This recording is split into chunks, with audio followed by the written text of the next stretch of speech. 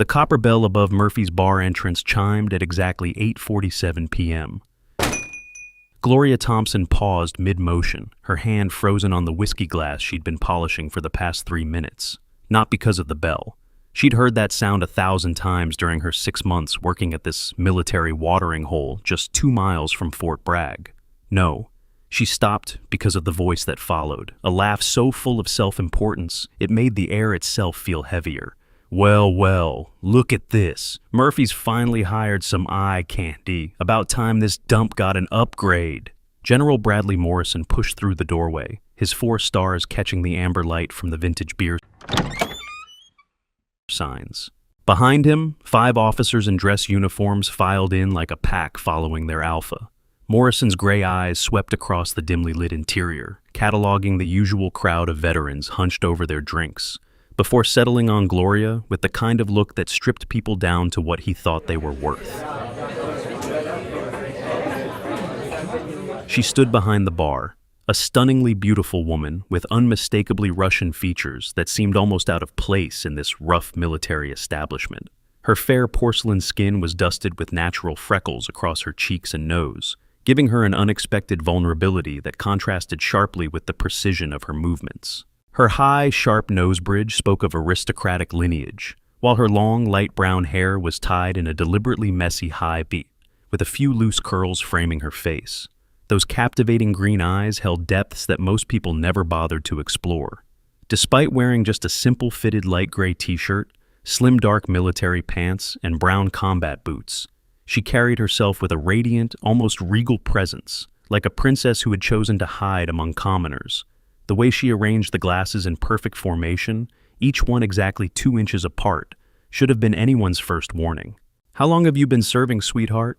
Morrison's voice dripped condescension as he claimed the center stool at the bar, his entourage spreading out on either side like a military formation. 3 months probation? Or did they just hire you this morning to pretty up the place? In the corner booth, barely visible in the shadows cast by a broken overhead light, a figure tensed. David Chen's fingers moved quickly across his phone screen, uploading something to a secure cloud server. His eyes never left Gloria's back as she slowly turned to face the general. Staff Sergeant Rodriguez, 3 stools down from Morrison, had been nursing the same beer for an hour. He'd been watching Gloria all evening, something nagging at the back of his mind about the way she moved. Too smooth, too aware. When she turned to face Morrison, Rodriguez caught something in her eyes that made him grip his beer bottle tighter. Gloria set down the glass with deliberate care, the soft clink against the worn wooden bar, somehow louder than it should have been. She looked directly at Morrison, and when she spoke, her voice carried the kind of calm that comes before lightning strikes. Operation Red Wings. 2 words, that's all it took. The entire bar, 30 veterans who had been laughing, arguing, and drowning their various demons, went silent as a graveyard. Rodriguez's beer bottle slipped from his suddenly nerveless fingers, shattering against the concrete floor in an explosion of glass and foam. At the pool table, Master Chief Roberts, who had just been lining up his shot, straightened slowly, the cue stick forgotten in his hand. Morrison's face drained of color so fast it was like watching death itself climb up from his collar. He actually took a step back, his right hand reaching out to steady himself against the bar. "What did you say?" The general's voice came out as a whisper, but in the tomb-like silence of the bar, everyone heard it. Gloria's green eyes never wavered. "I asked about your service years first. Operation Red Wings, June 28th, 2005. Hindu Kush Mountains, Afghanistan." She paused, letting each word land like a precisely placed round. "Or would you prefer we discuss Operation Blackwater, Kandahar, 2009, perhaps Mosul, 2013? Lieutenant Emma Morrison, standing just behind her father's left shoulder, felt her world tilt. She'd never seen her father afraid before, not once in her 18 years of life. But right now, watching him grip the bar like it was the only thing keeping him upright, she saw raw, naked fear in his eyes. "You weren't there," Morrison managed to say, but his voice cracked on the last word. "Those operations were classified. Who are you?" Gloria picked up another glass, began polishing it with the same methodical precision. "Someone who remembers." But in her mind, another voice echoed, not Morrison's, but Colonel Pike's from just 23 minutes ago. She could still feel his hand gripping her wrist in the supply room, His breathing labored as blood spread across his dress shirt. "Valkyrie knows," he'd gasped, pressing a blood-slicked USB drive into her palm. Morrison wasn't the traitor. Find the list. And then he'd died, right there in her arms, before she could ask him who was. Major Rita Chen, Morrison's newest aide-de-camp, observed the exchange with the kind of intense focus that suggested more than casual interest. She had positioned herself at the end of the bar, where she could watch both Gloria and the general, her hand resting casually near her purse, and the Glock 9mm inside it. When Gloria had said Red Wings, Rita's other hand had unconsciously moved to her phone, fingers dancing across the screen in a pattern that looked random but wasn't. "Dad?" Emma's voice cut through the tension. "What's Red Wings?" Morrison didn't answer his daughter. He couldn't. He was still staring at Gloria like she was a ghost, which, in a way, she was. Red Wings had been his operation, his failure. 19 Navy SEALs had died on that mountain because of decisions he had made, or at least, that's what the official report said. That's what he'd believed for 18 years. Red Wings, Rodriguez spoke up from his broken glass and spilled beer, was a reconnaissance mission that went sideways. 4-man SEAL team sent to observe Ahmad Shah, Taliban commander. They were compromised. Radio failed. QRF helicopter got shot down trying to extract them. 19 dead. He looked at Morrison with something between pity and contempt. It was in all the papers. They made a movie about it. "That's the public version," Gloria said quietly, still polishing the glass. "Would you like to hear what really happened, General, or should we wait for Colonel Pike to join us?" Roberts, still holding his pool cue, shifted his weight. His free hand moved to the small of his back, where a Sig Sauer P320 rested in a concealed holster. He'd been waiting for Pike for the last hour. Pike, who'd sent him a message saying he had evidence about Red Wings that would change everything. Pike, who should have been here by now. "Pike's running late," Morrison said, trying to regain some composure. "Probably stuck in traffic from Fayetteville." Gloria set the glass down, picked up another. "Colonel Pike won't be coming, General. He's been in the men's restroom for the last 23 minutes. He's not stuck in traffic. He's just stuck." Emma watched her father's face cycle through confusion, realization, and then horror. "Someone check the restroom," he barked at his entourage. But Roberts was already moving, not toward the restroom, but to block the main exit. His hand was no longer concealed. The Sig Sauer was out, held low, but ready. Nobody moves, nobody leaves. "Not until we sort this out." The 30 veterans in the bar reacted with trained instinct. Chairs scraped as men stood, hands moving to weapons they weren't supposed to be carrying, but always did. The atmosphere went from tense to explosive in a heartbeat. "Stand down, Master Chief," Morrison commanded, his voice finding some of its usual authority. "That's an order." Roberts smiled, but it was all teeth and no warmth. "With all due respect, General, I don't take orders from you anymore. Haven't for 3 years." He raised his voice to address the room. "This is now a crime scene. Someone call 911. Tell them we have a body." "Already done," David Chen said from his corner booth, holding up his phone. "Police are 8 minutes out." Gloria hadn't moved, hadn't reacted to Roberts pulling his weapon. She continued polishing the glass with the same steady rhythm, but Emma noticed something. The way Gloria's feet had shifted, the way her weight was now perfectly balanced, ready to move in any direction. It was subtle, almost invisible, unless you knew what to look for. Emma knew because she'd seen that exact stance in old photos of her godfather, Marcus Thompson, from his SEAL training days. "You knew Pike was dead," Morrison said to Gloria, his tactical mind finally catching up despite his shock. "How?" "Because I found him," Gloria replied simply. 23 minutes ago, he was still alive when I got to him, had just enough time to tell me something very interesting about Red Wings. "About you, General. About how you tried to save them." Morrison's legs nearly gave out. Emma rushed forward to steady her father, but he waved her off. "That's not..." The report said, "I made the wrong call. I didn't send backup in time. Those 19 men died because of me. Those 19 men died because someone sold their position to Ahmad Shah for $50,000, Gloria said, her voice cutting through the room like a blade. Pike knew who. He's known for 18 years. The question is, why did he wait until tonight to try to tell the truth? And who killed him to keep him quiet? Roberts' gun hand twitched slightly. "That's a heavy accusation, lady. You better have proof." Gloria finally looked up from the glass, her green eyes locking onto Roberts with an intensity that made him take an involuntary step back. Master Chief Roberts, age 48, 26 years of service, stationed at Bagram during Red Wings, logistics and communications. She tilted her head slightly. Tell me, Master Chief, how does a logistics NCO afford a $60,000 truck and a house in Cary on military pay? The room collectively held its breath. Roberts' face flushed red, then white. You're nobody, a bartender. You don't know anything. I know you were Pike's handler for the arms deals in Kandahar, Gloria continued conversationally. I know you've been selling surplus military equipment to private contractors for 20 years. And I know that under your fingernails right now is Colonel Pike's blood, because you're the one who stabbed him in the restroom 23 minutes ago. Roberts raised his weapon, pointing it directly at Gloria's head. Several veterans reached for their own weapons, but Roberts shouted, "Anyone moves, she dies!" Emma felt her father tense beside her, saw him calculating angles and distances like the infantry officer he'd once been. But it was Rita Chen who spoke next, her voice calm and authoritative. "Lower the weapon, Roberts."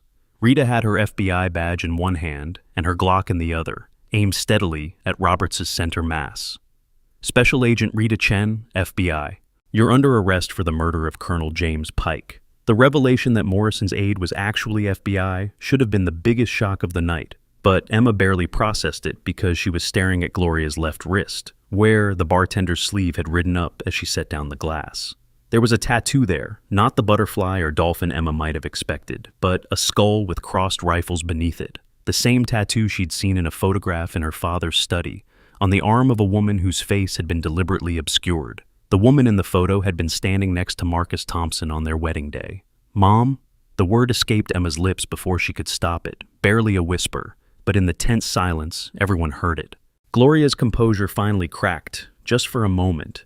Her eyes found Emma's, and in them was a pain so deep it took Emma's breath away. Morrison's head snapped between his daughter and Gloria. "Emma, what are you talking about? Your mother died when you were a baby. Car accident in Germany." "There was no car accident," Gloria said softly, her eyes never leaving Emma's face. "There was no Germany. There was only Afghanistan, and a choice between my daughter's safety and my duty." She pulled a chain from inside her shirt, revealing a locket. With steady fingers, she opened it, revealing 2 photos, one of a baby with distinctive green eyes and light brown hair, the other of a young Navy SEAL with Morrison's jaw and Morrison's stubborn expression, Marcus Thompson. "That's impossible," Morrison breathed. "Marcus wasn't married. He would have told me. We married in secret 3 weeks before Red Wings," Gloria said. "I was already pregnant. Marcus didn't want anyone to know because he was afraid it would affect his deployment status. He wanted one more mission." Her voice carried 18 years of grief compressed into a few sentences. "He got it." Roberts' gun wavered, his confusion evident. This wasn't part of the plan. Pike was supposed to be eliminated quietly, the evidence destroyed. But now there were FBI agents and hidden identities and too many witnesses. His eyes darted toward the exit, calculating. Rodriguez had been piecing it together in his mind, and now he spoke up. "Holy cow. You're not just Marcus's widow, you're Valkyrie 1. The ghost operator from SEAL Team 6. The name hit the room like a flashbang. Valkyrie 1 was a legend, a myth, a story told in hushed voices in team rooms and FOBs across the world. The female SEAL who'd completed Hell Week with a broken collarbone, who had survived 73 days in Taliban captivity and escaped with intel that saved hundreds of lives, who'd disappeared after testifying in a classified congressional hearing about Red Wings. Gloria neither confirmed nor denied it. She simply continued looking at Emma. "You have your father's eyes, but Marcus's heart. I can see it in how you stand, protective, ready to defend others even when you're scared." Emma felt tears streaming down her face. Her whole life had been a lie. The mother she'd been told died in a car accident had been alive this whole time, serving beer to veterans in a rundown bar in North Carolina. Morrison's tactical mind was working overtime, processing revelations that rewrote 18 years of guilt and shame. "You testified. You're the classified witness who said I was set up." Gloria nodded slowly. "I testified that you requested backup 3 times. that you were overruled by someone in the Pentagon who wanted the mission to fail. Pike was supposed to relay your requests up the chain. He didn't. He buried them. But the investigation cleared Pike, Morrison protested. They said I never made those requests. Because the person Pike was working with had enough influence to alter the records, Gloria said. She reached into her pocket and pulled out the USB drive Pike had given her, now sealed in a small plastic bag to preserve the blood evidence. Pike kept copies of everything, every communication, every altered record, every payment. 47 officers and Pentagon officials involved in arms trafficking over 20 years. He was going to trade it for immunity, but someone decided he was too much of a liability. Roberts' finger tightened on the trigger. Drop it. Drop the drive or I'll... The front door of Murphy's burst open, and Master Chief Donald Roberts, the real Master Chief Roberts, walked in, followed by 4 Navy Masters-at-Arms with weapons drawn. The man holding the gun at Gloria's head went pale. Stand down, whoever you are, the real Roberts commanded. This establishment is now under military jurisdiction. The fake Roberts, whose real name would later be revealed as Gregory Walsh, a former Army sergeant turned mercenary, made a desperate calculation. He swung his weapon toward the real Roberts, but Gloria moved faster than thought. The glass in her hand flew across the 10-foot gap, striking Walsh's gun hand with sniper-like precision. The weapon discharged into the ceiling, raining plaster down on the bar, and before Walsh could recover, Gloria had vaulted over the bar with the fluid grace of a gymnast. Her boot connected with Walsh's solar plexus, driving the air from his lungs. As he doubled over, she grabbed his gun arm, twisted it behind his back with a technique that spoke of years of close-quarters combat training, and drove him face first into the floor. The entire takedown took less than 3 seconds. Stay down, she said quietly, her knee pressed between his shoulder blades, his gun arm locked at an angle that would dislocate his shoulder if he moved. You killed Pike too quickly. He deserved to suffer for what he did to those 19 men. FBI agent Rita Chen moved in with zip ties, but her eyes were on Gloria with professional respect. That was clean. Where did you train? Here and there, Gloria replied, standing up and stepping back. She looked at her hands, steady as rocks, not a tremor. 18 years of hiding, and the muscle memory was still there, still perfect.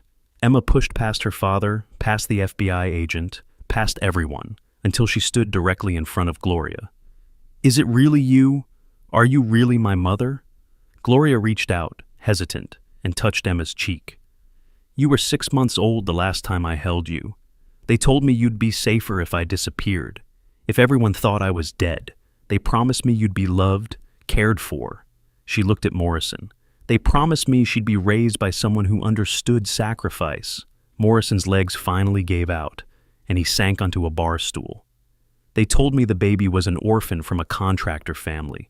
Said the mother died in an IED attack. I never knew.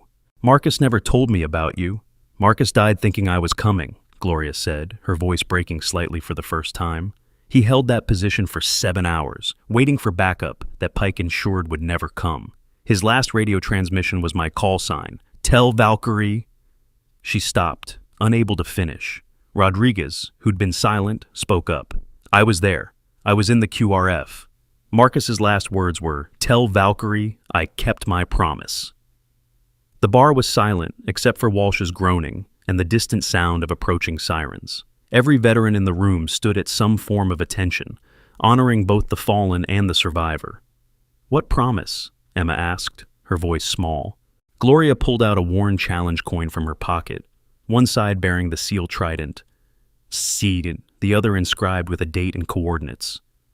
That he'd make it home to see his daughter. He knew I was pregnant before I did.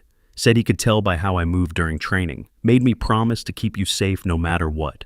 Made me promise to live for both of us if anything happened to him. She handed the coin to Emma, who took it with shaking hands. These coordinates, they're not where he died. They're where we got married. A little chapel outside Coronado. Just us, a Navy chaplain, and God as witness.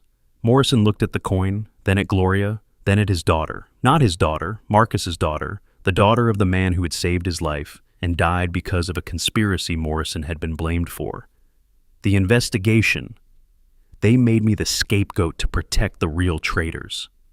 David Chen finally emerged from his corner booth, and now everyone could see the credentials hanging around his neck. CIA. General Morrison, Ms. Thompson, we've been investigating this network for 5 years. Pike's death, while tragic, has given us the final piece. With the files on that drive and Walsh's testimony, we can bring them all down. You knew, Gloria said to Chen, her eyes hard. You knew Pike was going to die tonight. Chen's expression didn't change. I knew Pike was going to make contact with someone tonight. I didn't know Walsh would get to him first. We had surveillance on you, Ms. Thompson, because we knew Pike would eventually reach out to Valkyrie 1. You're the only person he feared more than his handlers. Because I know where all the bodies are buried, Gloria said flatly. Literally. Walsh, still face down on the floor with Rita Chen's knee in his back, started laughing. It was an unhinged sound that made everyone tense. You think you've won? You have no idea how deep this goes. Pike was small time. Roberts, the real Roberts, he's nothing. The person running this operation has stars on their shoulders and a seat in the Pentagon. You're all dead. You just don't know it yet. Let me guess, Gloria said, crouching down near Walsh's head. Senator Michael Harrison, former Marine General, current chairman of the Armed Services Committee, the man who personally signed off on the Red Wings investigation that cleared everyone except General Morrison. Walsh's laughter cut off abruptly. Gloria stood, addressing the room but looking at Chen. Pike didn't just keep records of the arms dealing. He kept records of every black operation, every assassination, every training accident that wasn't an accident. Senator Harrison has been running a private army within the military for 25 years, using soldiers like Walsh here as his personal hit squad. Chen's composed mask finally cracked. How could you possibly know that? Gloria reached behind her back and pulled out a second USB drive, this one clean of blood. Because Pike gave me 2 drives. One with the evidence everyone expects, the arms dealing, the corruption, the money trails, and one with the real prize, video recordings of Harrison ordering the deaths of 17 service members who tried to expose him, including Marcus Thompson. The room erupted. Veterans were shouting. Rita Chen was on her radio calling for backup. Chen was demanding Gloria hand over the drive. And through it all, Morrison sat frozen, staring at nothing. Emma knelt beside her father, the man who had raised her, even if he wasn't her biological father. Dad? Morrison looked at her with haunted eyes. Marcus saved my life in Fallujah, 2004. Pulled me out of a burning Humvee after an IED. I promised I'd look after his family if anything happened to him. I never knew his family was you. You did look after me, Emma said firmly. You raised me. You loved me. That makes you my dad. DNA be damned. Sorry. DNA be darned. Gloria watched the interaction with a complex mix of emotions playing across her features. You did good, Morrison. She's strong, capable, honorable, everything Marcus would have wanted. Morrison stood slowly, his bearing straightening, years of guilt starting to lift from his shoulders. We need to move. If Harrison knows Pike is dead and the drives are in play, he'll send more than just one mercenary. As if on cue, Chen's phone buzzed. He looked at it and went pale. Satellite imagery shows 3 black SUVs approaching from Fort Bragg. Military plates, but not logged in any system. ETA 4 minutes. Everyone out the back, Real Roberts commanded, taking charge with the natural authority of a senior NCO. Move to the overflow parking lot. We'll establish a defensive... No, Gloria interrupted. They're not here to kill anyone. Not yet. Too public. Too messy. They're here to negotiate. She looked at Chen. Harrison doesn't know there are the 2 drives, does he? He thinks Pike only had 1. Chen shook his head slowly. As far as we knew, there was only 1. Gloria smiled then, and it was the kind of smile that made special operators check their 6. Then let's negotiate.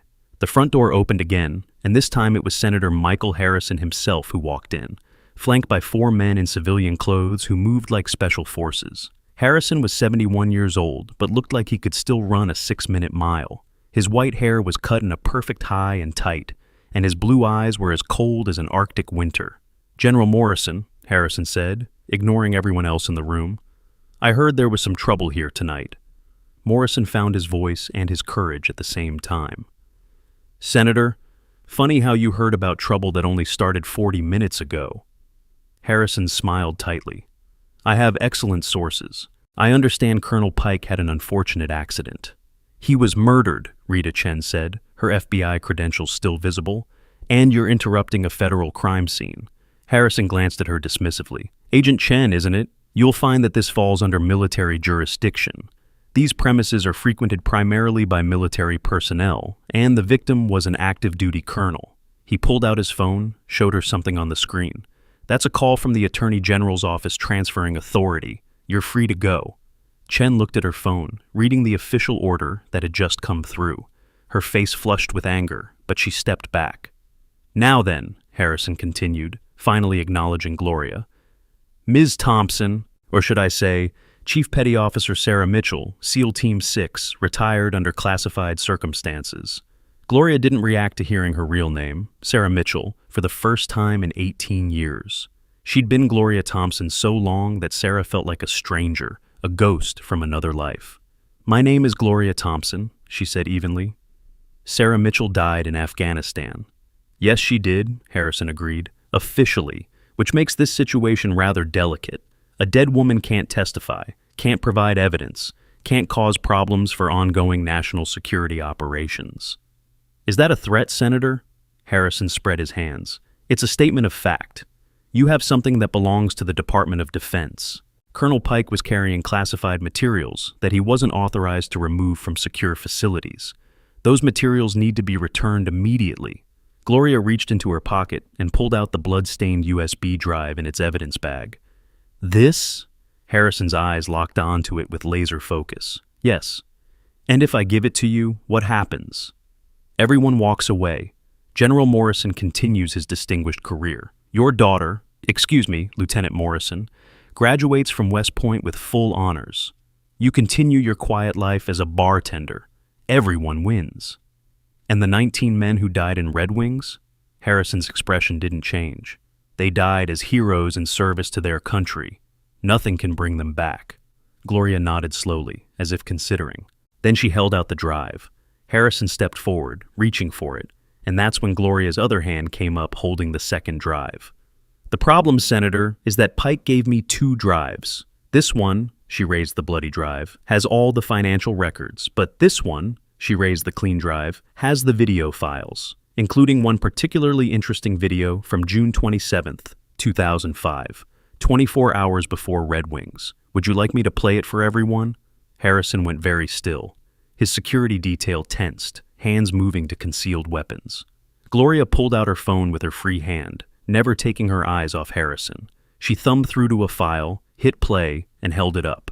The video was grainy, shot from a hidden camera, but Harrison's voice was unmistakable. The operation goes forward as planned. Morrison's requests for backup are to be ignored. If the SEALs are compromised, no quick reaction force is authorized for at least 3 hours. Another voice, Pike's, responded, Sir, that's a death sentence. Those men are acceptable losses. The Taliban needs a win to bring them to the negotiating table. 19 American lives to end a war that's killed thousands is a bargain. What about Morrison? He'll be blamed. Morrison's a good soldier. He'll take responsibility like he always does. Make sure the after-action reports reflect his failure to request backup in time. Gloria stopped the video. The bar was dead silent except for the sound of Morrison throwing up in a wastebasket, his body rejecting 18 years of guilt in one violent purge. Emma was crying silently, her world reshaping itself with every revelation. The man she'd grown up calling father had been framed. Her biological father had been sacrificed. Her mother had been forced into hiding. And the man responsible was standing 10 feet away with the power to make them all disappear. Harrison's face had gone from pale to flushed to pale again. That video is a deep fake. Technology these days. The metadata says otherwise, Chen interrupted, holding up a tablet. I've been analyzing it since Ms. Thompson played it. It's authentic. Recorded on a Samsung device registered to Colonel Pike, timestamp verified by 3 independent servers. Harrison's lead security operative, a mountain of a man with dead eyes, spoke for the first time. Everyone in this room is now a national security threat. Senator, I recommend immediate containment.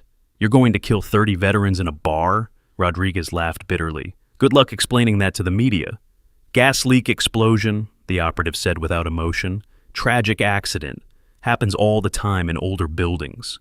Several veterans stood up, hands on weapons. The tension ratcheted up another notch toward violence. But Gloria laughed, actually laughed. You think we're stupid? You think we didn't plan for this? She gestured to the corners of the room where several phones were mounted, their red recording lights visible. This entire conversation has been live streaming to 7 different platforms for the last 10 minutes. 43,000 viewers and climbing. Comments are already calling for congressional hearings. Harrison pulled out his phone, his face going white as he saw the stream. The title was simple. Senator Harrison admits to sacrificing 19 SEALs, live. You destroyed yourself the moment you walked in here, Gloria continued. But I'm willing to make a deal. What kind of deal? Full confession, on camera, right now, you admit to everything. Red Wings, the arms dealing, the assassinations, all of it. In exchange, I don't release the second video. What second video? Gloria's smile was sharp as a blade. The one where you're on a satellite call with Ahmad Shah, giving him the coordinates for the SEAL team's position. The one where you promise him advanced weapons in exchange for making the ambush look good for the cameras. Harrison staggered. His security team looked uncertain for the first time. That's treason, Morrison said, his voice rough from being sick. That's not just corruption or bad judgment. That's literally treason. You gave aid and comfort to the enemy. You got American soldiers killed for profit. It was more complex than that, Harrison started, but Gloria cut him off. No, it wasn't. You sold out 19 heroes for money and power, and then you destroyed the life of the one man who tried to save them. She looked at Morrison. He requested backup 17 times, Senator. 17. Pike's records show every single request, and every single time you personally denied it. The live stream comments were scrolling so fast they were unreadable, but the viewer count had jumped to over 200,000.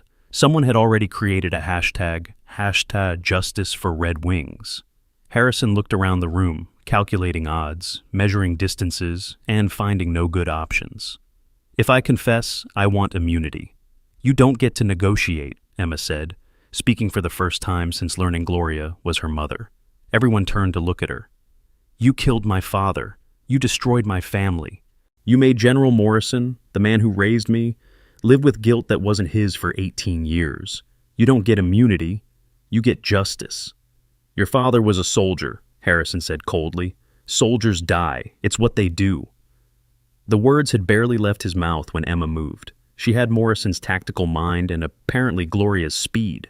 Her fist connected with Harrison's jaw with a crack that echoed through the burr. The 71-year-old senator went down hard, blood streaming from his nose. His security team reached for weapons, but stopped as 30 veterans stood as one, weapons drawn and aimed. Real Roberts spoke with command authority. Federal agents and military personnel, stand down. Senator Harrison is under arrest for treason, conspiracy to commit murder, and violations of the Uniform Code of Military Justice. You can't arrest a senator, Harrison's lead operative protested. You don't have jurisdiction. Actually, we do, Chen said, producing a different set of credentials. Military intelligence. We've been building this case for 5 years. The FBI investigation was a cover to make you feel safe, Senator. Every meeting you've had, every call you've made, every payment you've authorized, we have it all. Harrison, still on the floor with blood running down his face, started laughing. It was a broken sound, the laugh of a man watching his empire crumble. You think I'm the top of the food chain? I'm middle management at best. The people I work for. A single gunshot cut him off. Harrison's head snapped back, a neat hole appearing in his forehead. Everyone spun, weapons raised, trying to identify the shooter. The shot had come from outside, through the window. A sniper, professional. By the time anyone got to the window, there was nothing to see but an empty rooftop across the street. Gloria knelt beside Harrison's body, checking for a pulse she knew she wouldn't find. Dead. Someone didn't want him talking. This is a disaster, Chen muttered, already on his phone. We needed him alive. Without his testimony. You have the drives, Gloria interrupted. You have the videos. You have Walsh in custody. And you have 30 witnesses to Harrison's partial confession. It won't be enough. His handlers, whoever they are, will disappear, cover their tracks. We'll get the small fish, but the sharks will swim away. Gloria stood, looked at Emma, then at Morrison. Something passed between them, a moment of understanding. Maybe not, Gloria said. She walked behind the bar, reached under the register, and pulled out a third USB drive, this one in a sealed evidence bag dated 3 weeks ago. Pike wasn't the only one keeping records. Everyone stared at her. "I've been investigating this for 3 years," she admitted, "ever since I found out Emma was Morrison's adopted daughter. I came here, to this bar, because I knew eventually someone would make a move. Pike, Harrison, Walsh, they all drank here, all talked too much when they thought they were among friends." She gestured to the bottles behind the bar. "Every single one of these is bugged. 3 years of conversations, confessions, and conspiracy. 900 hours of audio, every name, every operation, every payment." Chen looked like he'd been punched. "You're not just a bartender. No, I'm a mother who wanted to know why her daughter grew up without her real parents. I'm a widow who wanted to know why her husband died. And I'm a SEAL who wanted to know why 19 of my brothers were sacrificed for politics and profit." She handed the third drive to Chen.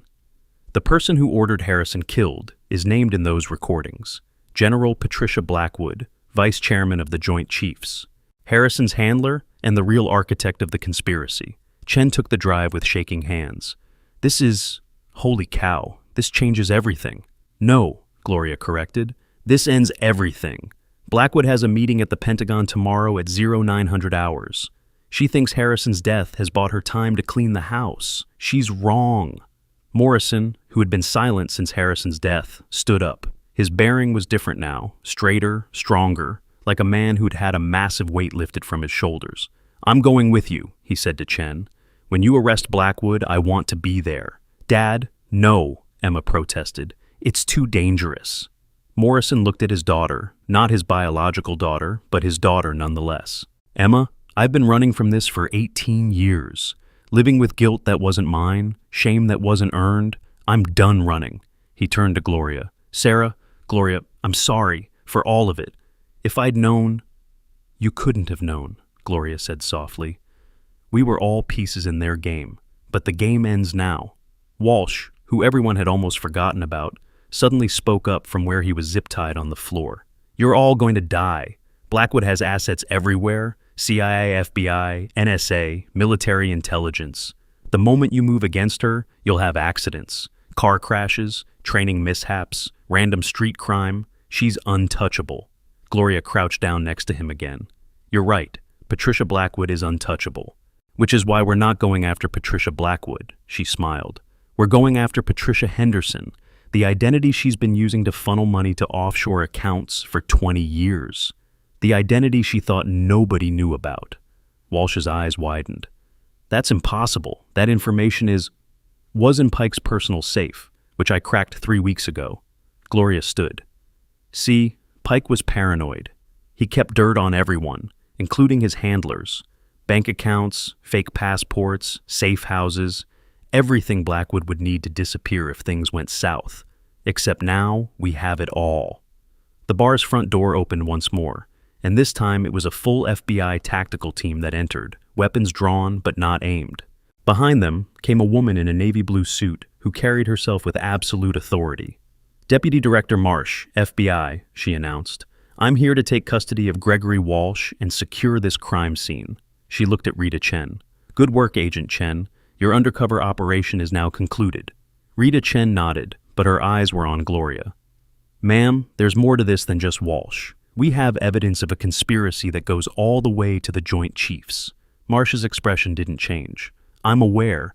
We've been running parallel investigations for 18 months. Ms. Thompson's evidence will be crucial to our case." She turned to Gloria. "Sarah Mitchell, you're under federal protection as of now. We'll need you to testify before a closed Senate committee." "I'm not Sarah Mitchell," Gloria said firmly. "Sarah Mitchell is dead, has been for 18 years. I'm Gloria Thompson, widow of Marcus Thompson, mother of Emma Morrison. And I'll testify, but not in closed session. This needs to be public. The families of those 19 SEALs deserve to know the truth." Marsh looked like she wanted to argue, but something in Gloria's eyes stopped her. Maybe it was the steel that had helped her survive 73 days in Taliban captivity. Maybe it was the fury of a mother separated from her child. Or maybe it was just the weariness of someone who'd been fighting alone for too long. "We'll discuss it," Marsh said finally. She gestured to her team. "Process the scene. Everything by the book. I want chain of custody perfect on every piece of evidence." As the FBI team moved in, Emma approached Gloria hesitantly. "What happens now? Do you just disappear again? Gloria looked at her daughter, really looked at her for the first time. Emma had Marcus's jaw, his stubborn chin, but she had Gloria's eyes, that particular shade of green that looked like spring forests. She had Morrison's bearing, the military posture that came from growing up on bases, but she had something else too, a softness, a compassion that neither of her biological parents had been allowed to keep. That depends, Gloria said carefully. Do you want me to disappear? Emma's eyes filled with tears. I don't even know you. You're my mother, but you're a stranger. You gave me up. I gave you up to keep you safe, Gloria corrected. They told me Harrison's people would kill you if I didn't disappear, that the only way to protect you was to die, at least on paper. Every day for 18 years, I've wondered if I made the right choice. Did you? Gloria looked at Morrison, who was watching them with a complex expression. You grew up loved, safe, strong. You're at West Point, following in both your father's, footsteps. So, yes, I think I made the right choice, but that doesn't mean it didn't destroy me to make it. Emma was quiet for a long moment, processing. Around them, the bar was being transformed into a crime scene, with evidence markers and photographers and all the bureaucratic aftermath of violence. But in their little bubble, it was just a mother and daughter, strangers and family, trying to bridge 18 years in a few moments. I want to know you, Emma said finally. I want to know about my father, my biological father. I want to know about your service, about Team 6, about all of it.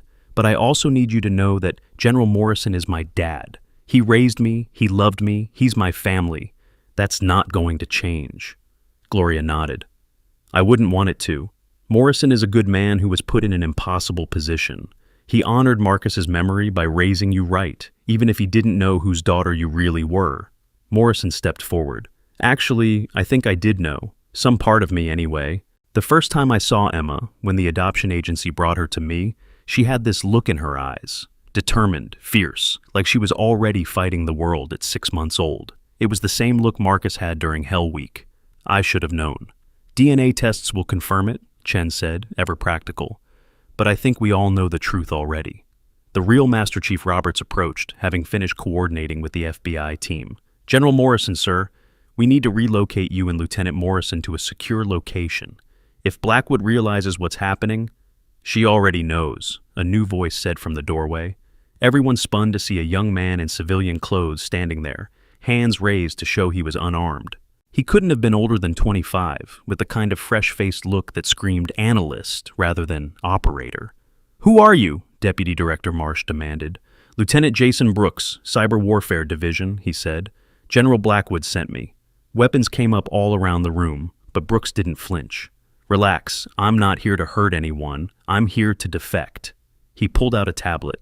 Blackwood knows Harrison is dead. She knows you have the drives. She's already moving assets. In 6 hours, she'll be in a non-extradition country with enough money to live like royalty for the rest of her life. Unless, Gloria asked, recognizing a negotiation when she heard one, unless someone stops her. Which I'd like to do because one of those 19 SEALs who died in Red Wings was my older brother. Brooks's composure cracked slightly.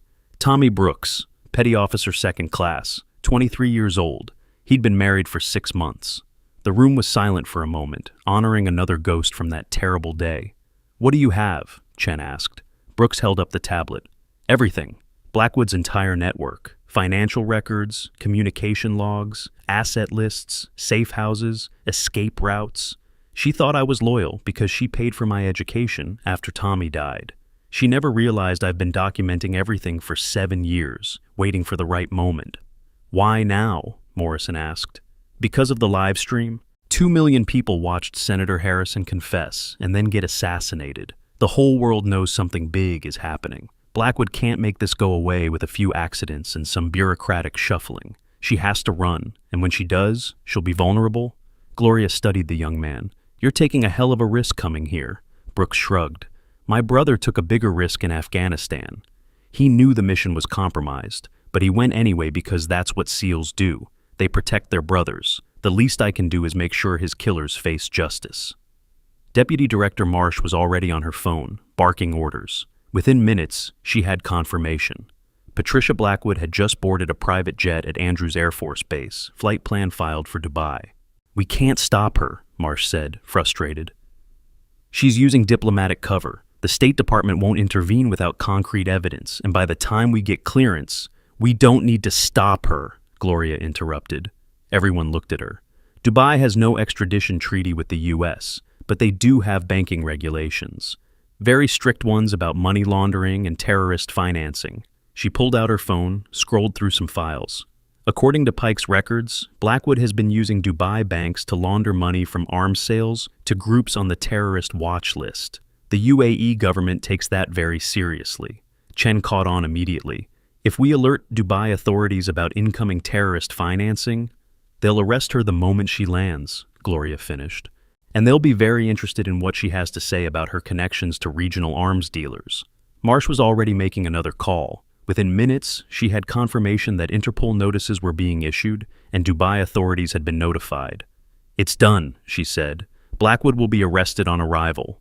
The room collectively exhaled. After 3 years of investigation, 18 years of cover-up, and 19 unnecessary deaths, it was finally over. Or so they thought. Gloria's phone buzzed. She looked at it, and her face went white. She held it up for everyone to see. It was a text from an unknown number. "You have something that belongs to us. Your daughter's life for the 4th drive." "4th drive?" Morrison asked. "I thought there were only 3. Gloria's hands were steady, but her voice wasn't. "There is no 4th drive. Someone's fishing." Another text came through, this time with a photo. Emma, from an hour ago, standing outside the bar. The photo was taken through a scope, crosshairs centered on her head. "Holy cow," Rodriguez breathed. "There's still a shooter out there." Emma, to her credit, didn't panic. She moved away from the windows, her West Point training kicking in. "It's a bluff. If they wanted me dead, they'd have done it already." "No," Gloria said, her mind racing. "This isn't about killing. It's about leverage. Someone else wants what we have, someone who's not part of Blackwood's network." Brooks was typing furiously on his tablet. "I'm tracking the phone signal. There. It's coming from inside Fort Bragg, Building 7734. Morrison's head snapped up. "That's Delta Force headquarters." The implications hit everyone at once. If Delta was involved, this went beyond just Blackwood and Harrison. This was inter-service rivalry, special operations politics, the kind of shadow war that happened in the spaces between official operations. Gloria made a decision. "I'm going." "Like hell you are," Morrison said immediately. "It's obviously a trap." "Of course it's a trap, but they have a sniper on Emma, and we're in a building with lots of windows. Our tactical situation is horrible." Gloria looked at Deputy Director Marsh. "I need a vehicle and a vest." "I can't authorize that," Marsh said. "You're a civilian." Gloria laughed, but there was no humor in it. "I haven't been a civilian since I was 18 years old. I'm a SEAL, retired or not." She looked at the real Master Chief Roberts. "You know who I am, what I've done? Tell her." Roberts was quiet for a moment, then nodded. "Ma'am, if half the stories about Valkyrie 1 are true, she's more qualified for this than anyone in this room, including me." "I'm going with you," Morrison said. "So am I," Emma added. "No," Gloria said firmly. "Morrison, you're compromised emotionally. Emma, you're a cadet, not an operator." She looked at Rita Chen. "You're FBI tactical, right?" Chen nodded. 8 years before I went undercover." "Good, you're with me. Roberts, I need you and 2 of your best to provide overwatch. Brooks, can you hack into Bragg's security system?" The young lieutenant grinned. "Already did 3 years ago. Never know when you might need leverage against Delta. Do it. I want to know everything about Building 734. Who's there, how many, weapons, vehicles, everything." As the team prepared to move, Emma grabbed Gloria's arm. "You just found me. You can't leave again." Gloria touched her daughter's face gently. "I'm not leaving. I'm doing what I should have done 18 years ago, fighting back instead of hiding." She pulled Emma into a quick, fierce hug. "Your father would be proud of you. Both of them would." The convoy moved through the North Carolina darkness like ghosts. 3 black SUVs with their lights off, using night vision to navigate the back roads to Fort Bragg. Gloria sat in the lead vehicle's passenger seat, checking her borrowed Glock for the 5th time. Rita Chen drove with the focused intensity of someone who'd done this before, while Brooks coordinated intel from his tablet in the back seat. Building 734 shows minimal heat signatures. Brooks reported, his face illuminated by the screen's glow. 2 guards at the main entrance, 1 sniper on the roof, and 3 unknowns inside. Could be more if they're using thermal masking. Gloria's phone buzzed. Another message from the unknown number. 15 minutes or the girl dies. She typed back, 10 minutes. Have the 4th drive ready to trade. There was no 4th drive, but Gloria had learned long ago that in negotiations, you always pretend to have what they want until you figure out what they really need. This doesn't feel like Delta, Chen said quietly. Too sloppy. Delta would never use a cadet as leverage. You're right, Gloria agreed. This is someone using Delta's facilities without authorization. Someone who has access but isn't official. Brooks suddenly sat up straighter. Holy cow. I just cross-referenced the building's access logs with personnel records.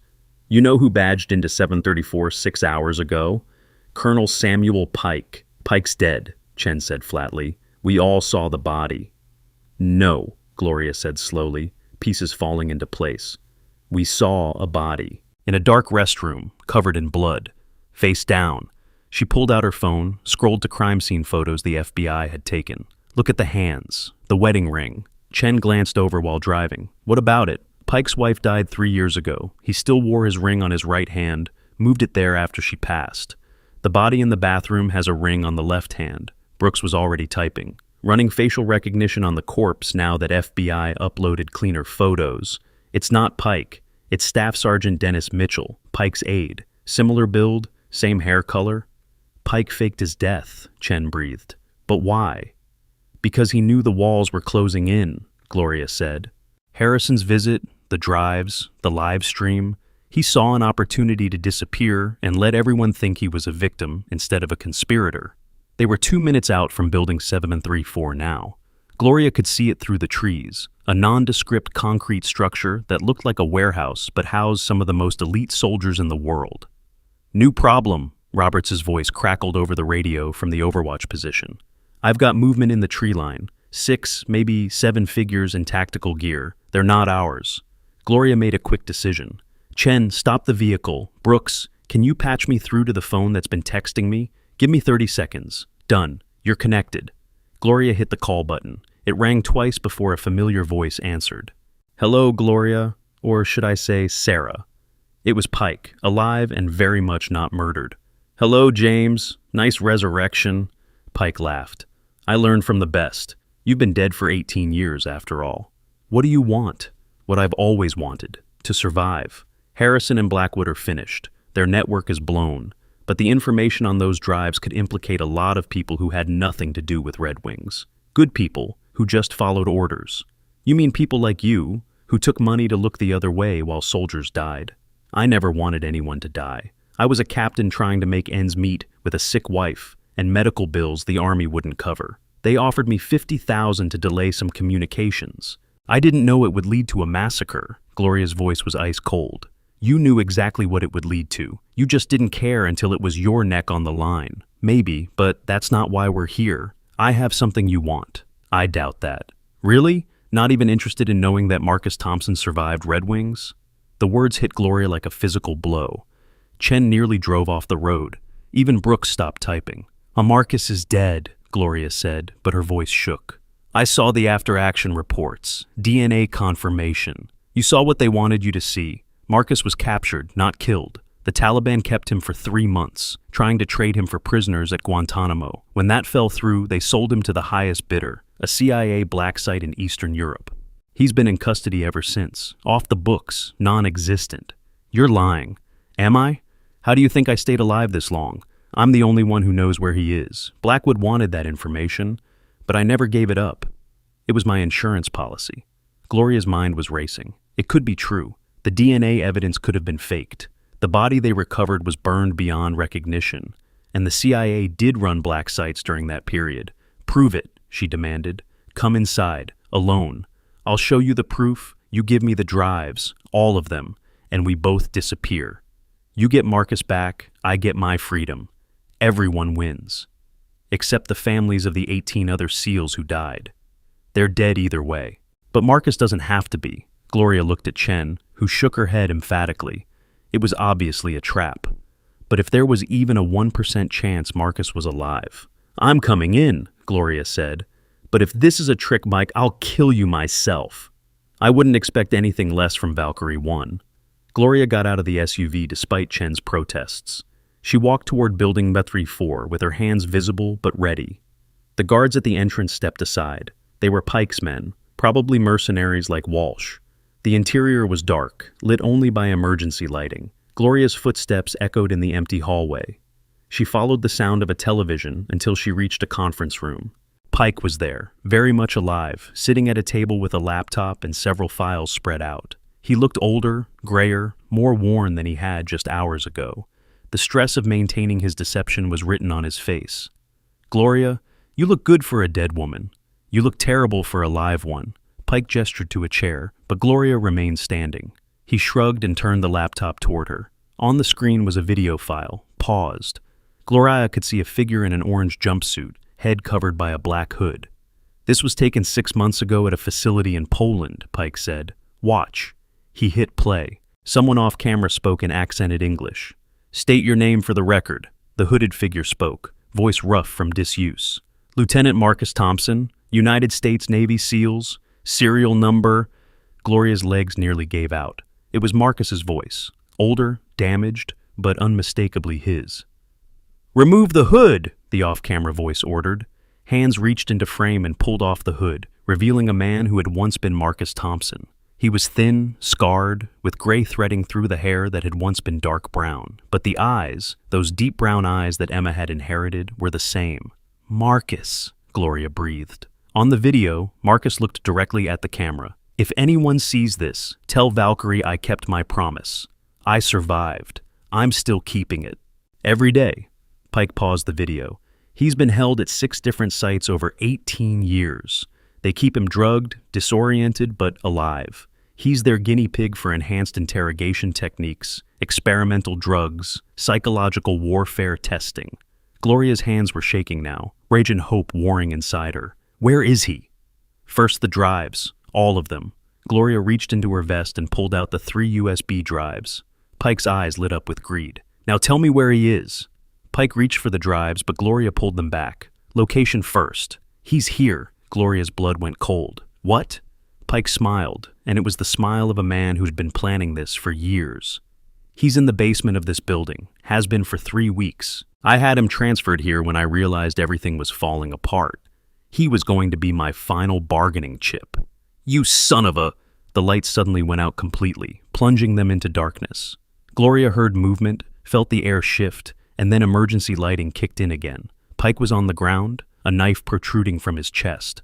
Standing behind him was a figure in full tactical gear, face obscured by a balaclava. The figure reached up and pulled off the mask. It was Marcus Thompson, but not the broken, drugged prisoner from the video. This Marcus stood straight, strong, very much in control.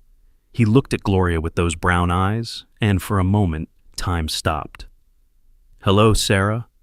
Gloria couldn't speak, couldn't breathe, couldn't think. Marcus was alive. Marcus was here. Marcus had just killed Pike. "I know you have questions," Marcus said, his voice exactly as she remembered it, "but we need to move. Pike's men will be coming." "You're not a prisoner," Gloria said, finding her voice. "That video was from 6 months ago. I escaped 4 months ago with help from someone inside the agency. I've been hunting the people responsible for Red Wings ever since." He looked at Pike's body with disgust. "He was the last one on my list except for Blackwood, and you've already handled her." "Marcus, Emma, our daughter." "I know, I've been watching. She's beautiful, Sarah. Strong like you, smart like you too." He smiled, and it was the same crooked smile that had made her fall in love with him 20 years ago. "Morrison did a good job raising her." The door burst open, and Chen rushed in with her weapon drawn, followed by Brooks and Roberts. They all froze seeing Marcus standing over Pike's body. "What the hell, Behi?" Roberts started. "It's okay," Gloria said quickly. "This is Marcus Thompson. It's complicated."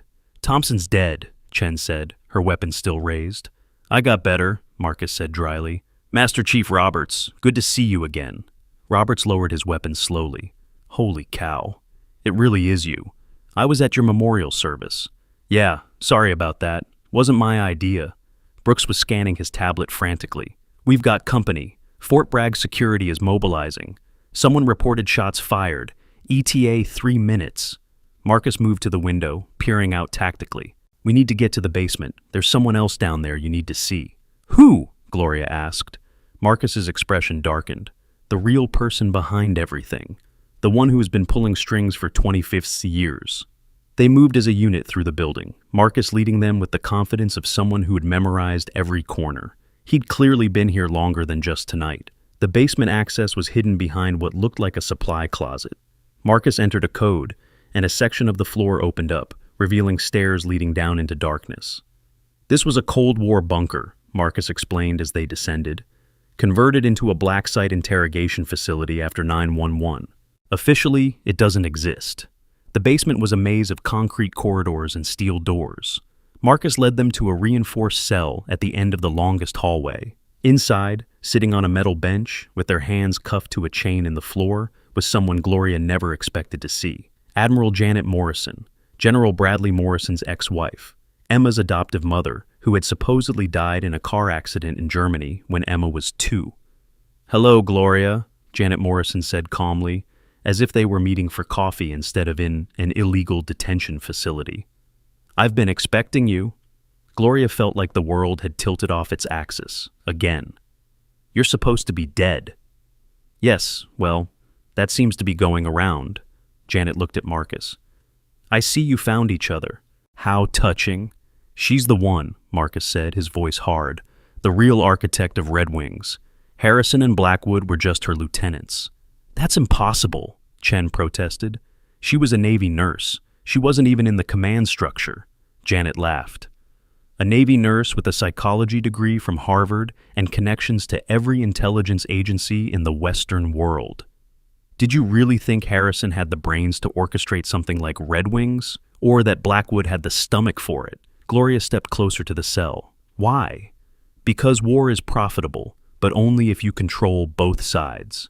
Janet's eyes were cold, calculating. "I've been selling intelligence to anyone willing to pay for 30 years. The Soviets, the Chinese, the Taliban, ISIS, it didn't matter. Yes, information is currency, and I was the Federal Reserve. You got 19 SEALs killed for money. I got 19 SEALs killed to maintain my cover. The Taliban was getting suspicious of their intel source. They needed a win to prove I was legitimate. Red Wings was that win." Gloria's hand went to her weapon. "Emma thinks you're dead. She mourns you. Emma was useful cover, the devoted military wife with the adopted war orphan. It sold my image perfectly." Janet shrugged. "I actually grew fond of her. She reminded me of myself at that age, ambitious, ruthless when necessary." "She's nothing like you," Marcus said flatly. "She has honor." "Honor," Janet scoffed. "Honor doesn't pay for safe houses in 12 countries. Honor doesn't buy senators and generals. Honor got you 18 years in a black site." "How are you even here?" Gloria demanded. "Morrison said you died in a car accident. Bradley always believed what I told him to believe. The car accident was staged. I needed to disappear because NSA was getting too close to identifying the intelligence leak. So I died and reinvented myself as Patricia Henderson." Gloria's blood went cold. "You're Patricia Henderson? Blackwood's secret identity?" "Other way around. Blackwood borrowed my identity when she needed to hide money. I let her because it implicated her if anyone ever found the accounts." Brooks was typing furiously on his tablet. "This explains the discrepancies in the financial records. 2 people using the same identity, but different transaction patterns. Blackwood's probably being arrested in Dubai right now thinking she's Patricia Henderson," Chen realized. "But the real Patricia Henderson is right here," Janet smiled. "By the time they sort it out, I'll be gone. You see, Marcus didn't capture me. I allowed myself to be captured, because I knew that eventually you'd all end up here. The great Valkyrie 1, the disgraced General Morrison, the grieving daughter, the noble FBI agent, all of you in one place." "Why?" Gloria asked, though she was already calculating exits and angles. "Because you all have something I need. Gloria has the drives. Marcus has the list of my remaining assets. Morrison has the command codes for a black budget account worth $800 million. And Emma," Janet's smile turned cruel, "Emma has the genetic markers I need." "What are you talking about?" Marcus demanded. "Did you never wonder why I was so insistent Bradley adopt that particular baby? Emma wasn't random, she was selected. Her mother wasn't just some SEAL, she was part of a genetic enhancement program the DoD ran in the 90s. Superior reflexes, enhanced pattern recognition, increased pain tolerance, the perfect soldier, bred not trained. Gloria felt sick. You're lying. Am I? Haven't you noticed how fast she is? How she seems to know what people are going to do before they do it? That's not training, Gloria. That's breeding. And I need her DNA to sell to the Chinese. They're offering $2 billion for viable super soldier genetic material. The basement suddenly felt too small, too tight. Gloria looked at Marcus, who seemed equally stunned. Their daughter wasn't just their daughter. She was some kind of genetic experiment? No, Gloria said firmly. You're trying to manipulate us. Emma is just a normal girl who happens to be athletic and smart. Normal girls don't knock out 71-year-old senators with one punch that breaks their jaw in 3 places, Janet countered. Normal girls don't score perfect marks on every tactical assessment at West Point without any prior training. Normal girls don't have reaction times faster than most special forces operators. Before anyone could respond, the lights went out again. This time, Gloria heard the distinctive sound of a flashbang being primed. She grabbed Marcus and pulled him down just as the device detonated, filling the corridor with blinding light and deafening sound. Through the ringing in her ears, Gloria heard boots, lots of them, tactical teams moving in. She tried to raise her weapon but couldn't see, couldn't hear, could barely think. Then a voice cut through the chaos, amplified by a megaphone. "Stand down! Federal agents! Nobody move!"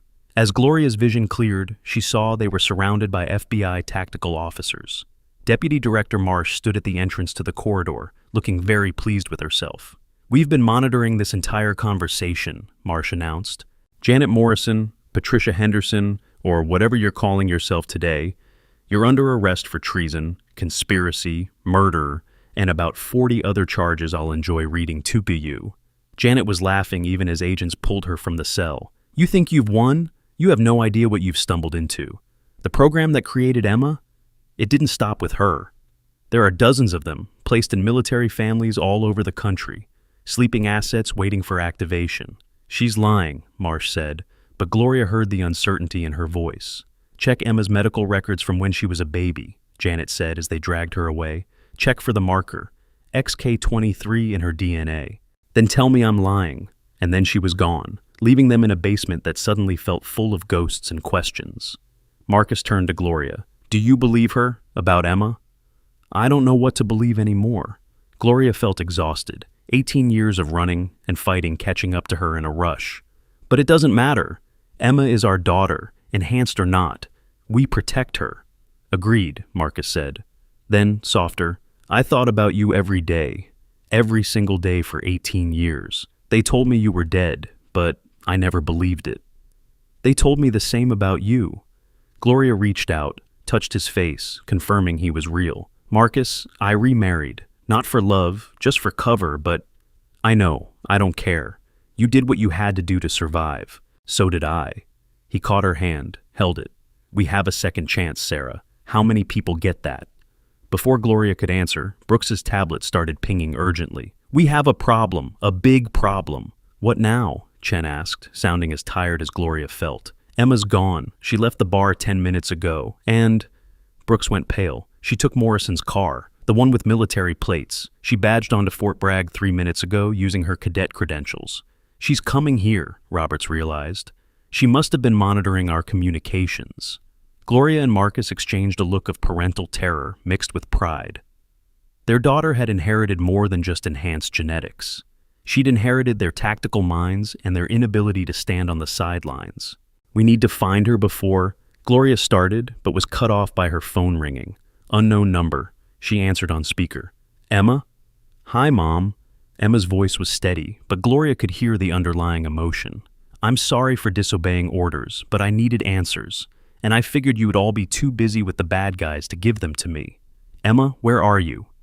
"Building 734, second floor. I can see you all through the security monitors." "Dad? Marcus, I mean. You look different than your pictures."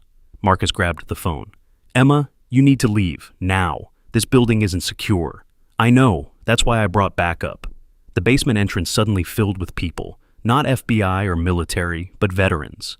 Rodriguez was there, along with 20 others from Murphy's Bar, all armed, all wearing their old unit patches.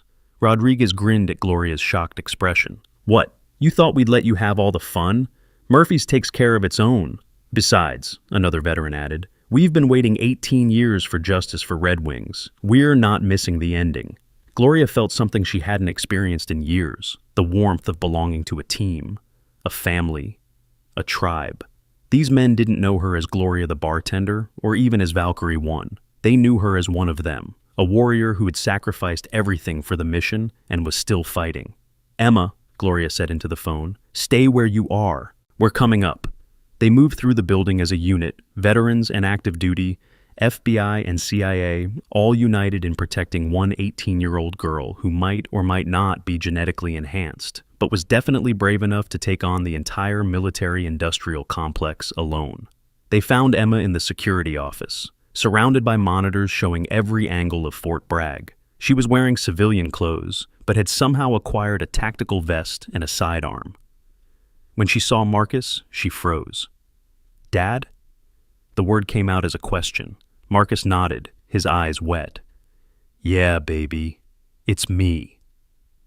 Emma flew across the room and into his arms. Marcus held her like she might disappear, like 18 years of separation could be healed with one embrace. Gloria joined them, and for a moment, the Thompson family was whole for the first time. "I have so many questions," Emma said, her voice muffled against Marcus's chest. "We'll answer all of them," Gloria promised. "But first, we need to get you somewhere safe." "Actually," Emma said, pulling back slightly, "I might have solved that problem." She gestured to the monitors. "I've been watching the feeds. Blackwood never made it to Dubai. Her plane was diverted to Germany. She's in U.S. custody. And there's someone here to see you, General Morrison." On one of the monitors, Gloria could see the main entrance to Building 734. General Morrison was there, but he wasn't alone. With him were what looked like half the Pentagon brass, including the chairman of the Joint Chiefs himself. "They're here to arrest Janet Morrison and everyone involved in the conspiracy," Emma explained. "But also," she pulled up something on her phone. "This just went live. It was a news broadcast." The anchor was mid-sentence. "Congressional Medal of Honor will be posthumously awarded to all 19 service members who died in Operation Red Wings. Additionally, Lieutenant Marcus Thompson will receive the Navy Cross for his 18 years of resistance while in enemy captivity, and Chief Petty Officer Sarah Mitchell, also known as Valkyrie 1, will receive the Distinguished Service Cross for her actions in exposing the conspiracy that led to their deaths." Gloria stared at the screen. "How?" "The president signed the orders an hour ago," Emma said. "The live stream from Murphy's Bar has 12 million views. The whole country knows what happened. They're calling for a complete investigation of Special Operations Oversight. Senator Harrison's death is being investigated as a targeted assassination to prevent his testimony. And Mom, Gloria, they're reinstating your commission. Full honors, back pay, everything." "I don't want it," Gloria said automatically. "I just wanted the truth." "The truth is that you're a hero," Morrison said from the doorway. He looked older than he had just hours ago, but also somehow lighter. "So is Marcus. So is Emma. Hell, even I might get to retire with my honor intact." "Sir," Roberts said formally, "the chairman is asking for you." Morrison nodded, then looked at Gloria and Marcus. "Whatever happens next, I want you to know, I loved Emma like my own. I still do.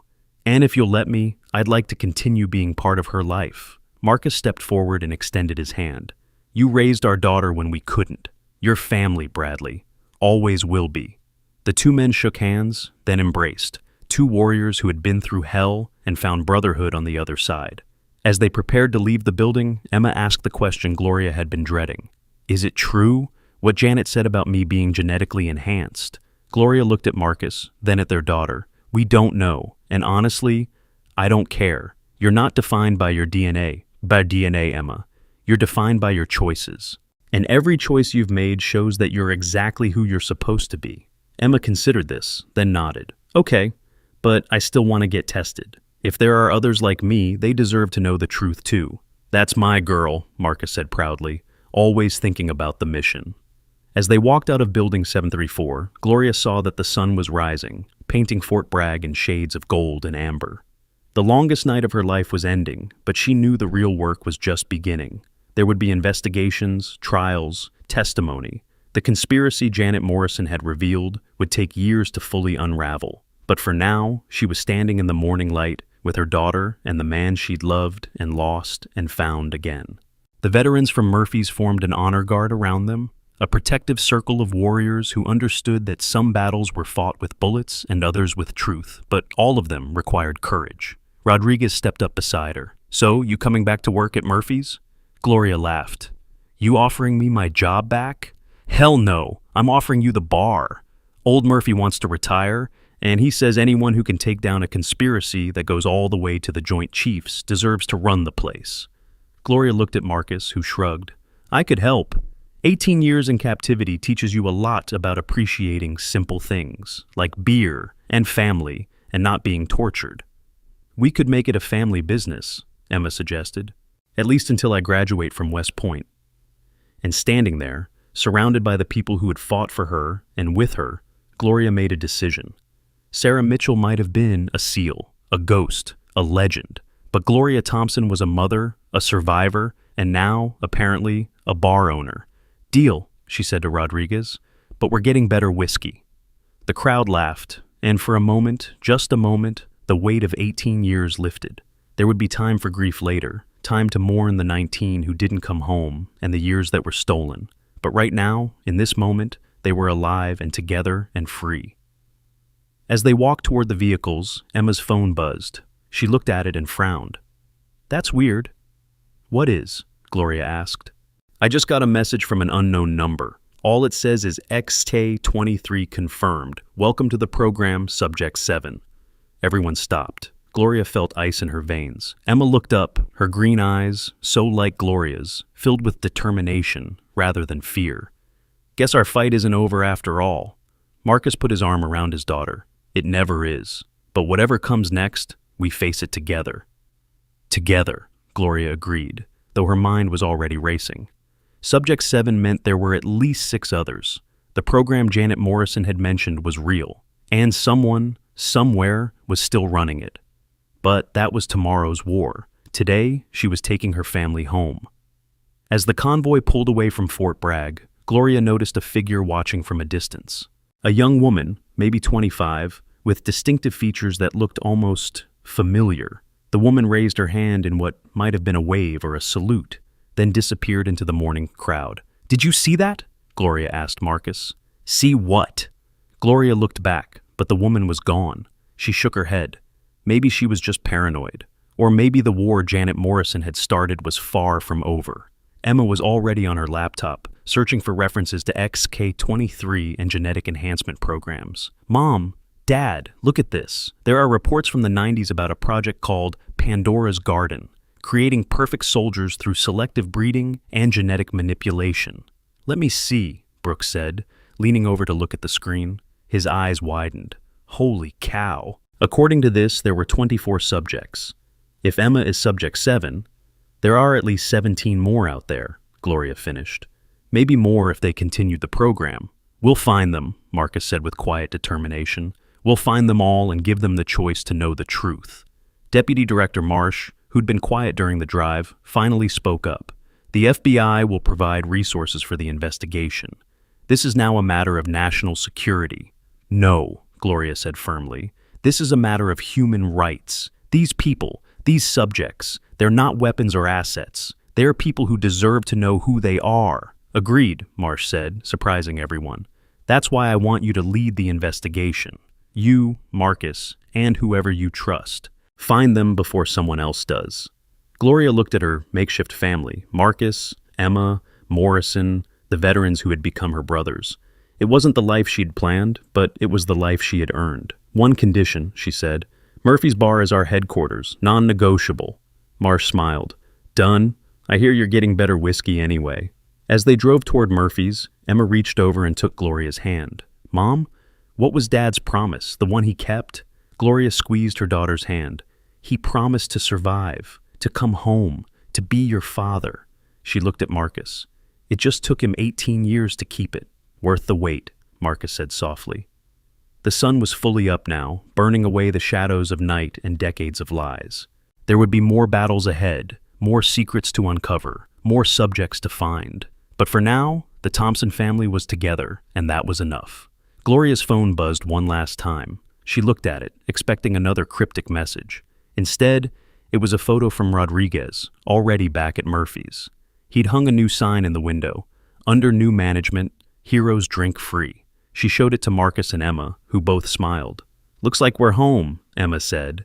"Yeah," Gloria agreed, thinking of all the roads that had led them here. The battles, the betrayals, the losses, and ultimately the triumph of truth over lies. "We're home." As they pulled up to Murphy's bar, Gloria saw that the parking lot was full. Veterans from all over the state had come, drawn by the news, the live stream, the promise of justice finally served. They stood in formation as the convoy arrived, saluting as one. Gloria stepped out of the vehicle and returned the salute, not as Gloria Thompson, the bartender, but as Chief Petty Officer Sarah Mitchell, Valkyrie 1, SEAL Team 6.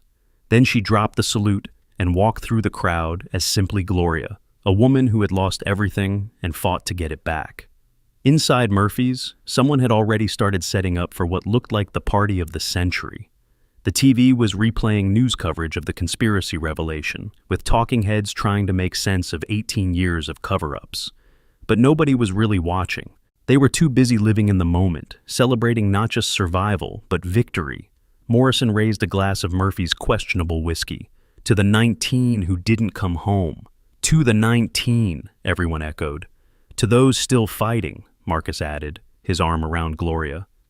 "To family," Emma said, looking at all three of her parents, biological and adopted, all warriors in their own way. "To the truth," Gloria finished, "however long it takes to find it." They drank, and for a moment, the ghosts of Red Wings seemed to be there with them, finally at peace. But in the corner of the bar, Gloria noticed something that made her tactical instincts flare. A newspaper left behind by someone, folded to show a small article buried on page 6. Pentagon announces formation of Special Genetics Advisory Board. She picked it up, read the article quickly. The board was being formed to investigate historical anomalies in military medical records. The chairperson was a Dr. Elizabeth Sterling, formerly of the Defense Advanced Research Projects Agency. Gloria showed it to Marcus, who read it and frowned. DARPA. They would have overseen Pandora's Garden. "The conspiracy isn't dead," Gloria said quietly. "It's just changing shape." Marcus nodded. "Then we keep fighting. That's what we do." Emma appeared at their side, having noticed their serious expressions. "What's wrong?" Gloria showed her the article. Emma read it, then smiled. A smile that was part Gloria's determination and part Marcus's tactical mindset, but wholly her own. "Good," she said simply. "I was worried retirement would be boring." Morrison joined them, reading over Emma's shoulder. "You know, I've got 30 years of contacts in the Pentagon. Might be useful." Chen materialized beside them. "The FBI would be very interested in any information about illegal genetic experiments." Brooks popped up with his ever-present tablet. "I can hack DARPA's servers. Hypothetically speaking, of course." Rodriguez and the other veterans had formed a loose circle around them. "Murphy's Army, reporting for duty," Rodriguez said with a grin. Gloria looked around at her unlikely team, family, friends, warriors all. Janet Morrison had been right about one thing. The war never really ended. It just changed battlefields. But she'd been wrong about everything else. Honor did matter, truth did matter, and sometimes, just sometimes, the good guys won. "All right," Gloria said, raising her glass one more time. "To the next mission." "To the next mission," they echoed. Outside, the sun climbed higher into the North Carolina sky, and somewhere in the shadows, forces were already moving, preparing for the next round. But inside Murphy's bar, surrounded by heroes and family, Gloria Thompson allowed herself one moment of pure happiness. She had found Marcus. She had found Emma. She had found the truth. Everything else could wait until tomorrow, the end. Or rather, as Emma had said, just the beginning. Gloria's phone buzzed one final time. She almost didn't check it, wanting to preserve this moment, but habit made her look. It was a photo. 7 young people standing together, all roughly Emma's age, all with that same distinctive look. Athletic, alert, somehow more than normal. At the bottom was a simple message. Subjects 1 through 6 await. Find us before they do. Pandora's children. Gloria showed it to Marcus and Emma. Her daughter studied the photo intently, memorizing faces. Looks like tomorrow came early, Emma said. It always does, Marcus replied. Gloria pocketed the phone and looked at her family. Blood and chosen, old and new. Then we better get ready. As the celebration continued around them, the Thompson family began to plan. Because somewhere out there were 17 more young people who didn't know they were weapons, who didn't know they were experiments, who didn't know they were in danger. But they would know soon. Gloria would make sure of it. The war might never end, but neither would she. Not anymore. Not when she had so much to fight for. The last secret of Red Wings had been revealed, but it had opened a door to something much larger. And Gloria Thompson, formerly Sarah Mitchell, formerly Valkyrie 1, stood ready to walk through it. After all, she'd already died once. She'd lost everything and gotten it back. What was one more impossible mission? She looked at Marcus, who nodded, at Emma, who smiled, at Morrison, Chen, Brooks, Rodriguez, and all the others who'd chosen to stand with them. So, she said, pulling out her phone to respond to Pandora's children, who wants to save the world? The cheer that went up could probably be heard all the way to Fort Bragg. And somewhere, in a Pentagon office, Dr. Elizabeth Sterling looked up from her files on the Pandora's Garden project and frowned.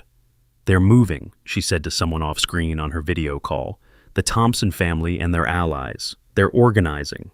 Let them, the voice replied. It was calm, cultured, and completely unconcerned. Everything is proceeding exactly as planned. Even their resistance serves our purpose. And Subject 7? Especially Subject 7. She's the key to everything. She just doesn't know it yet. Dr. Sterling nodded and ended the call. She looked at the wall of her office, where 24 files were pinned up, each with a photo of a young person. Emma's was circled in red. Below it, in neat handwriting, were the words, Activation Phase 1 complete. Initiate Phase 2. The game was far from over. In fact, it had just begun. But that's a story for another day. For now, in Murphy's Bar, a family reunited after 18 years raised their glasses one more time, unaware that their greatest battle lay ahead. To the 19, Gloria said one last time. And to the 24, Emma added quietly, thinking of the others like her. To all of them, Marcus finished. We'll bring them all home. And with that promise, the story of Red Wings ended, and the story of Pandora's children began. The stories end here, but the journey continues. Many new episodes are waiting for you. And if you enjoy, please take a moment to like, subscribe to our EV Story channel, and turn on the bell. See you in the next story.